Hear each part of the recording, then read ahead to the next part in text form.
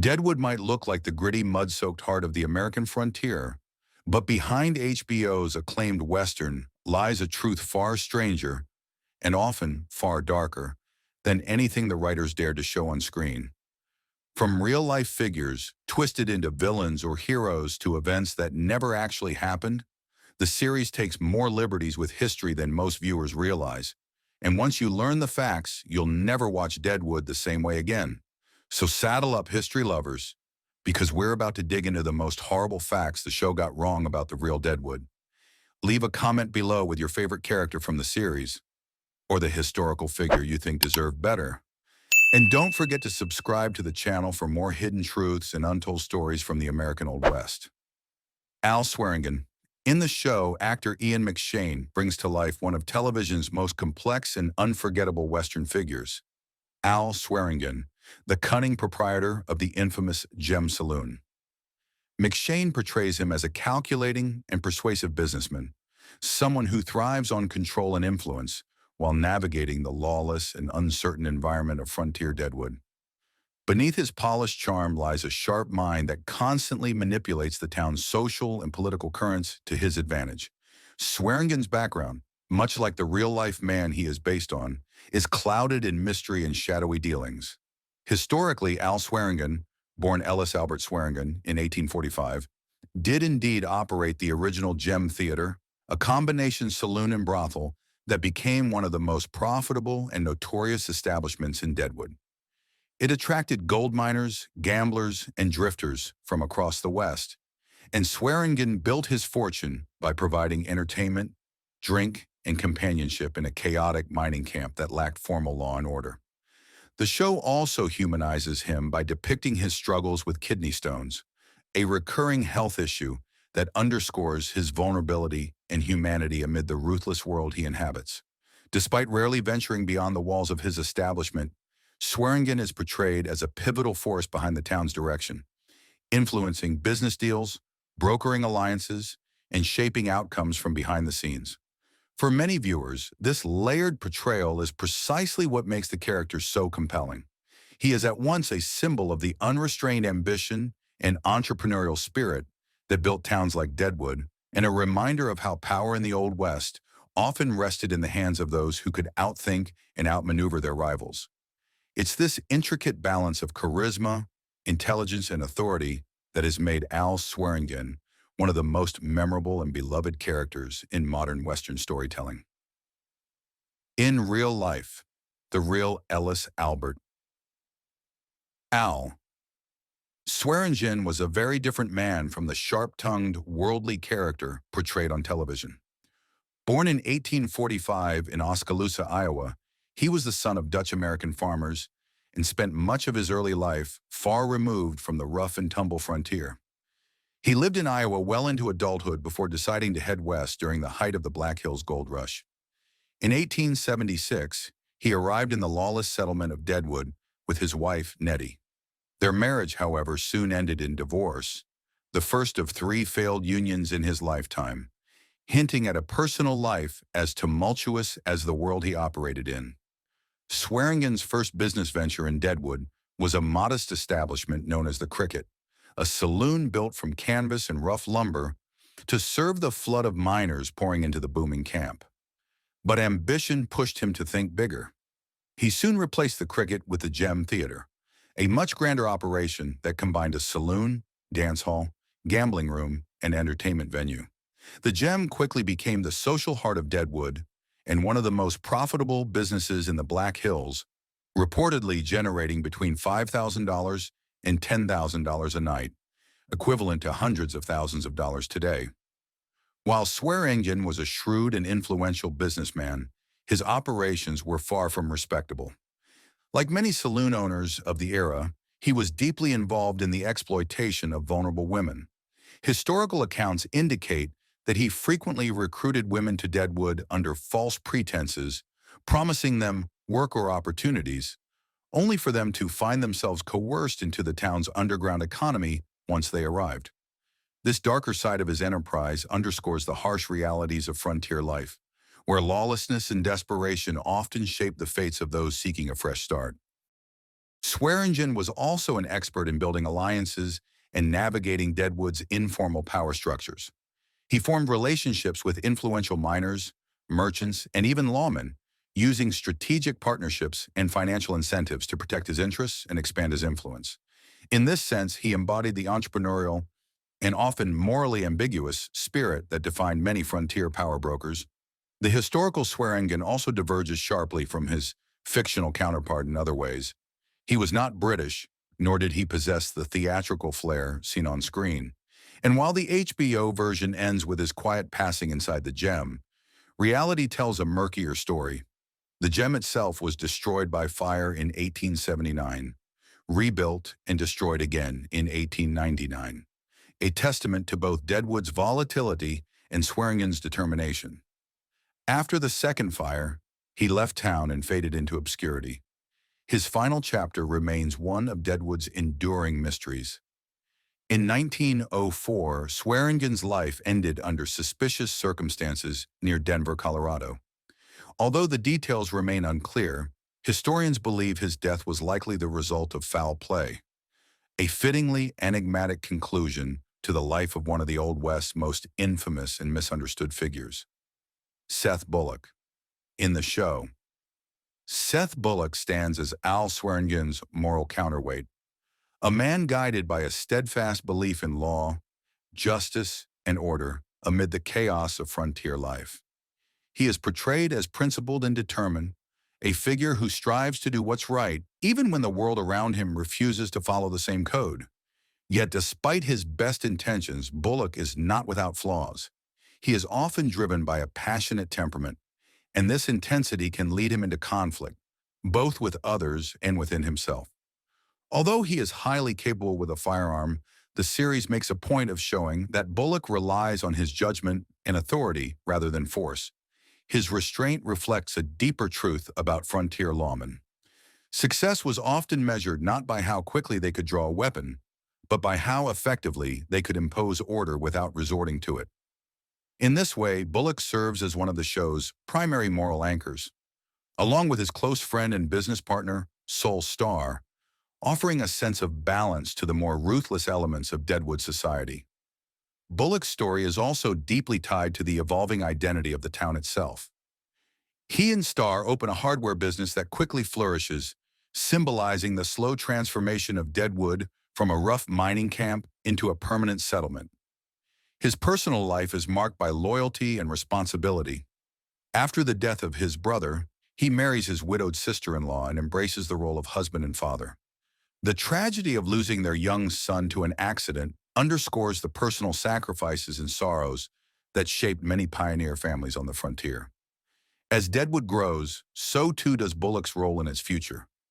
Eventually, he is appointed as the town's sheriff, a position that embodies both his character and his purpose. His tenure is defined by discipline, resolve, and a relentless commitment to justice, qualities that he carries well beyond the events depicted in the series. In real life, much of Seth Bullock's early story in Deadwood aligns closely with historical fact. His arrival in the gold rush town in 1876 happened almost exactly as portrayed on screen, including an incident in Helena, Montana, involving an angry crowd and a horse thief, though the real-life version unfolded with some notable differences. Once in Deadwood, Bullock's life intersected with that of Al Swearingen on several occasions, though their encounters were less theatrical and more grounded in the day-to-day realities of establishing order in a rough frontier settlement. Before his move to the Dakota Territory, Bullock had already built a distinguished reputation in Montana. He served as the sheriff of Lewis and Clark County, based in Helena, after being elected in 1873, and he played a key role in early efforts to establish Yellowstone National Park, demonstrating a lifelong dedication to public service and the preservation of natural resources. His leadership and sense of civic duty became defining traits that would follow him to Deadwood and beyond. Upon settling in Deadwood, Bullock partnered with his longtime friend Sol Starr to open a hardware business, mirroring the show's depiction. However, this was just the first chapter of his entrepreneurial life. Bullock eventually transitioned into the hospitality industry, founding the Bullock Hotel which became the largest and most prestigious hotel in Deadwood, a landmark that still stands today as a testament to his business acumen and influence. His law enforcement career in Deadwood was more limited than the series suggests. Bullock served as sheriff for about 18 months, beginning in 1877, but lost the office in subsequent elections. His role as a lawman would resurface decades later when President Theodore Roosevelt, a close personal friend whom Bullock first met in 1884, appointed him as a U.S. Marshal in 1905. Their friendship, rooted in shared ideals of duty, courage, and frontier spirit, lasted for the rest of their lives and became one of the most significant relationships of Bullock's career.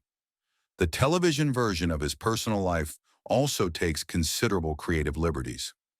Contrary to the storyline, Bullock never married his brother's widow. His actual wife, Martha Bullock, and their daughter Margaret joined him in Deadwood only after he had established himself there. The family preferred a quieter life on a ranch outside of town, rather than living in the bustling and often chaotic mining settlement. Seth Bullock passed away from cancer in 1919, having spent more than 4 decades shaping the character and future of Deadwood. He was laid to rest in Mount Moriah Cemetery, overlooking the town he helped transform from a lawless mining camp into a permanent community. In reality, Bullock's legacy is defined not only by his time as sheriff, but also by his lasting contributions as a businessman, conservation advocate, and federal lawman. Calamity Jane. Calamity Jane Canary makes her entrance in Deadwood alongside Wild Bill Hickok and Charlie Utter in the very first episode, and from that moment on, she becomes one of the most memorable recurring figures in the series. The show portrays her as a rough-edged, hard-drinking woman whose unrefined manner often masks a deeply loyal and compassionate spirit. Beneath the slurred speech and chaotic behavior lies someone driven by fierce devotion to those she cares about and a strong, if unconventional, moral code. One of the most important relationships in Jane's story is her connection with Hickok. The series emphasizes how deeply she admired and respected him, almost to the point of reverence. His death leaves her emotionally shattered, and this event becomes one of the most defining moments of her character arc. Through her grief, the show explores the vulnerability beneath her tough exterior, showing that her bravado often hides real pain and longing. The show's portrayal of Jane also reflects broader truths about frontier women in the American West. Many, like her, lived outside conventional social norms, carving out space for themselves in a world that offered few opportunities for independence.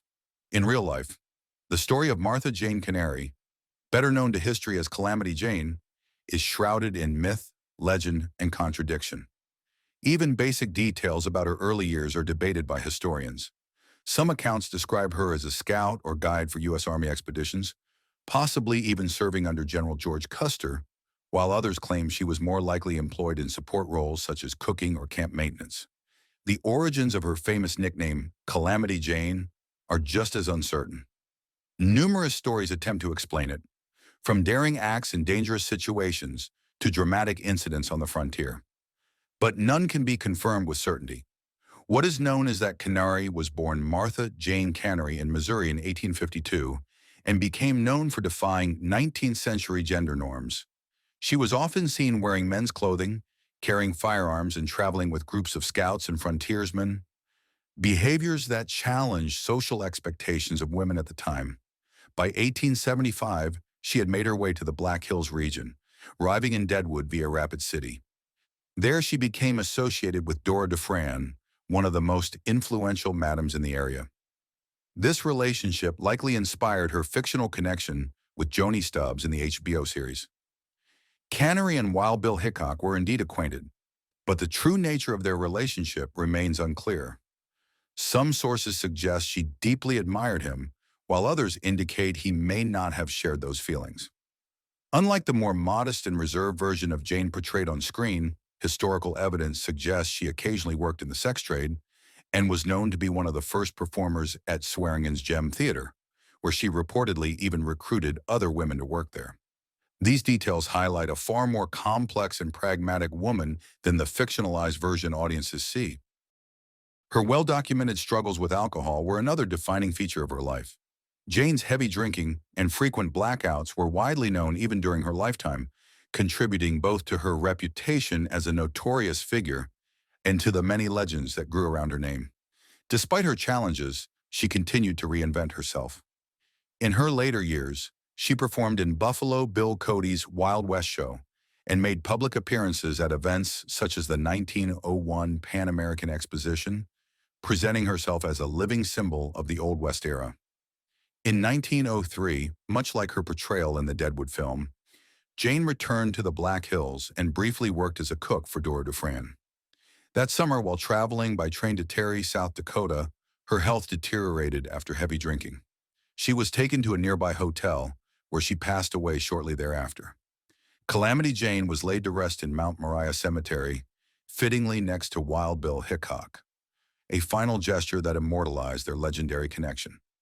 While the HBO series captures certain truths, her unconventional lifestyle, her defiance of social norms, and her deep-seated struggles, it also amplifies and simplifies aspects of her personality. The real Calamity Jane was more than a caricature of rough language and hard living. She was a fiercely independent woman who carved out her own path in a man's world, a figure both flawed and formidable, whose life story continues to fascinate historians and storytellers alike. E. B. Farnum. In the show, E. B. Farnum is one of Deadwood's most eccentric and peculiar characters, a man whose behavior constantly oscillates between nervous energy and comical self-importance. He operates the town's primary hotel, which, despite its prominence, is portrayed as shabby, poorly maintained, and offering less than appealing food and accommodations. Farnum himself is often disheveled, speaking in long, rambling sentences and frequently muttering to himself, as if engaged in endless internal debates. The show leans into his awkwardness and social ineptitude, presenting him as a man desperate for validation, but perpetually out of his depth. His tendency to overcompensate for his insecurities often makes him the target of ridicule, yet he always manages to survive the shifting political landscape of Deadwood. In many ways, Farnum is the embodiment of opportunism on the frontier, insignificant in stature, yet persistent and surprisingly resilient. Farnum's role as a longtime resident of Deadwood places him squarely in the orbit of Al Swearingen, and he often acts as a loyal subordinate or errand runner. However, beneath this veneer of servitude lies a more cunning side. He is deceitful and calculating when it suits him, capable of manipulating situations to his advantage despite his apparent incompetence. His ambitions are small but constant: power, recognition, and a seat at the table, even if that seat is more ceremonial than substantial. One of the most telling aspects of his portrayal is his appointment as the town's mayor. The position is largely symbolic and intended to serve the interests of more powerful figures like Swearingen, but Farnum embraces it wholeheartedly. In real life, Ethan Bennett. Farnum was in fact one of Deadwood's earliest settlers and holds the distinction of being the town's first official mayor. However, the real man bore little resemblance to the eccentric, bumbling character portrayed in the series. Rather than running a hotel, Farnum owned and operated a general store, which served as a vital hub for miners and settlers in the bustling Gold Rush community. Far from being a lonely bachelor as depicted on screen, Farnum arrived in Deadwood with his wife, Mary Farnum, and together they raised 3 children while living in the Dakota Territory. Before venturing west, he had already built a respectable career as the postmaster in Springfield, Wisconsin, demonstrating a level of civic involvement and responsibility that would later shape his role in Deadwood's early development. Upon his arrival in 1876, the same year he was elected mayor, Farnum quickly established himself as a prominent figure in the young settlement. Beyond running his store, he expanded his business interests, acquiring property throughout the area and investing in mining operations, which were the backbone of Deadwood's rapidly growing economy. He also participated in a number of civic initiatives aimed at improving the town's infrastructure, helping to transform Deadwood from a rough mining town to a thriving community camp into a functioning community. By the 1880s, Farnum's chapter in Deadwood came to a close when he and his family relocated to Chicago, a move likely motivated by new business prospects or changing economic conditions in the Black Hills. Records later place him in Maury County, Tennessee, according to the 1900 U.S. Census, though the exact date and circumstances of his death remain unknown, a historical mystery that has yet to be solved. While the fictional version provides comic relief and memorable dialogue, the historical Farnham appears to have been a far more conventional and respected figure, a family man, entrepreneur, investor, and civic leader who played an important role in shaping Deadwood's foundation. Wild Bill Hickok. In the show, James Butler. Wild Bill Hickok, one of the most iconic figures of the American frontier, appears in only a handful of episodes in Deadwood, reflecting the historical reality of his brief time in the town. Actor Keith Carradine portrays him as a man whose legendary status has become both a source of pride and a heavy burden. Once celebrated as a lawman and gunfighter, Hickok in the series is shown as weary and reflective, a figure struggling to reconcile his past with a future that feels increasingly uncertain.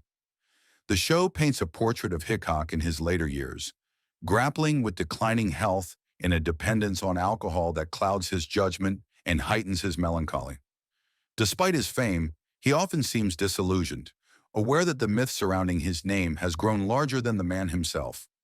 The only moments of genuine peace for him come at the poker table, where he finds a measure of calm amid the chaos of Deadwood's lawless streets. His departure from the series mirrors his real-life fate. During a card game at Nuttall and Mann's number 10 Saloon, Hickok is shot from behind by Jack McCall, a disgruntled gambler whose actions would cement Hickok's death as one of the most infamous events of the Old West. The show depicts McCall initially escaping local justice due to a flawed trial process in Deadwood, a detail true to history, only to be later apprehended by Seth Bullock and Hickok's close friend, Charlie Utter, who ensure he is delivered to territorial authorities in Yankton for proper legal proceedings. In real life, James Butler. Wild Bill Hickok met his end in Deadwood on August 1, 1876, during a poker game at Nuttall and Mann's Saloon number 10, and a slightly different name from the one portrayed in the series. The show captures the essential details of the event accurately. Historical records confirm that an argument had occurred earlier in the day following a particularly disastrous poker hand, which deeply humiliated Jack McCall, the man responsible for Hickok's death. McCall's first trial in Deadwood reflected the chaotic nature of justice in frontier towns. With no formal legal system in place, a hastily assembled local jury was convened, and McCall claimed, without credible evidence, that he had acted to avenge his brother, who he alleged had been killed by Hickok years earlier in Abilene, Kansas. The claim was never substantiated, and it is widely believed to have been fabricated to sway public opinion. Despite the flimsy defense, McCall was acquitted in Deadwood, a decision that many historians attribute to the absence of established territorial law and the improvised nature of early frontier courts. However, McCall's reprieve was temporary. Federal authorities later arrested him, not by Seth Bullock and Charlie Utter, as the show suggests, but by U.S. Marshals, and he was transported to Yankton, the capital of Dakota Territory, for a proper trial under U.S. jurisdiction. This time, the court found him guilty and justice was carried out in accordance with territorial law. The series portrays the final chapter of Hickok's life with a high degree of historical accuracy. The only notable liberties taken are in the portrayal of his relationship with Seth Bullock and minor details of his attire. In reality, Bullock arrived in Deadwood just one day before Hickok's death, making it almost certain that the two never met. Additionally, Hickok was known to carry his trademark pair of Colt 1851 Navy revolvers in traditional holsters, rather than tucked into a sash as depicted on screen. Even today, Hickok's name stands as one of the most enduring symbols of the Old West, a complex figure whose life embodied both the glamour and the grim reality of the American frontier. The Deadwood we see on screen is a gritty, unforgettable vision of the American frontier. But as you've just discovered, much of that story is built on creative liberties, exaggerations, and outright inventions. The real town was every bit as fascinating, but also more complicated, more human, and far less glamorous than HBO's version. Behind every character and every plotline is a truth often stranger and darker than fiction. Tell us in the comments, which historical facts surprised you the most? And don't forget to subscribe to the channel for more untold stories, real legends, and shocking truths from the American frontier. The next chapter of the Old West is just a click away.